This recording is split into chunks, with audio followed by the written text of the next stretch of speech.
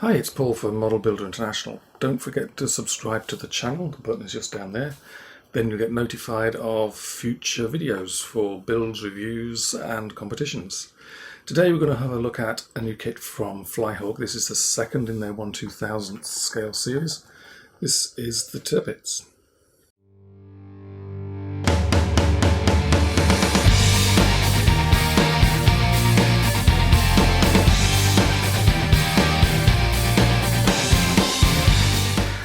Okay, let's have a look inside the box. This is obviously Flyhawk's second 1/2000th scale ship, and this is the Tirpitz, which makes sense because number one was the Bismarck, so this is an easy follow-on with minimal changes.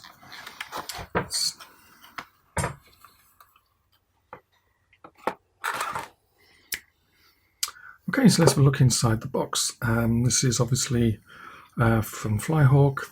There's number 9002. It's the second 1/2000th scale ship they've done. This one's Tirpitz, which makes sense. It follows on from their first one, which was the Bismarck.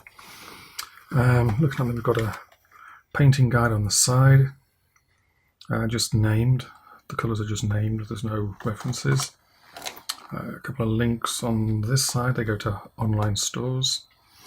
Tells you here that the next two, number 3 will be Scharnhorst, number 4 will be Gneisenau.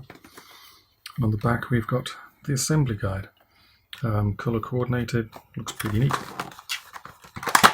Let's open it up and have a look-see. Everything's in a little tray thing. So what do we have?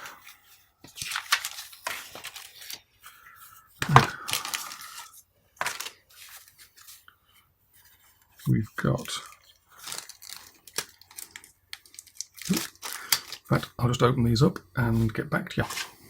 Okay, so inside the foam were these two pieces. They were held together. Inside the other bag were these two pieces, which were also taped together, elastic band around them. And then we got the two whole halves. Looking at these, there's some really nice detail. Obviously this one has the big difference. The nameplate here is for the Tirpitz, and if we look at the one for the Bismarck, it is identical. Obviously I'm in the middle of building this, so the nameplate, there's some small differences here. This is E, Tirpitz one is E. There's an extra bolts here, so there's some differences on that sprue, and some differences there. So some really nice detail on there. We'll have a quick close-up look at these, but it isn't just the Bismarck box with, or the Bismarck sprues with a new box.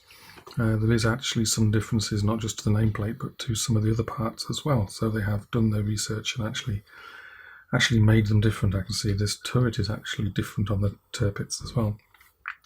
So looks pretty neat and looks pretty accurate as well for a 1/2000 scale ship. So let's have a close-up look at the parts. Normally at this stage I'd do a bit more information about the kit in question, but since this is the Tirpitz, most people have heard of her and know a fair bit anyway. I've put a couple of links on the website if you want to read more. The link to that is underneath this video. But basically she was the heaviest battleship ever built by a European Navy. She was a couple of thousand tons heavier than the Bismarck, and she never really lived up to her potential, more a fleeting being. She only ever once fired her guns in anger, and that was at a shore installation. And she was sunk by Lancaster bombers in November 1944 with 12,000-pound tall boy bombs. So other than that, this is the second kit in this scale from Flyhawk. Obviously going to be very similar to Bismarck, but comparing the frets, there are differences between the two main sprues, and the superstructure part is also different. So you are ending up with a true likeness of the Tirpitz, not just a generic Bismarck class battleship with a different nameplate. In this scale, there's only ever been 2 other kits of Tirpitz I can find. A Heller kit from the 70s, and one by EKA from about 15 years ago that was re-released by Oyoshima and a company called The Works. Obviously, I've not seen the other ones, but I don't think there'll be much argument that the Flyhawk kit is going to be the most accurate and the most detailed one of the lot. So as you saw, the packaging inside is quite good. We've got 44 plastic parts on 3 frets, and then we have the 3 larger parts. One of the frets has got like raised parts on it to protect some of the parts on the sprues, the cranes I think it is, that would otherwise be damaged. Other than that, it's quite a nice little kit. It would be quite a quick build.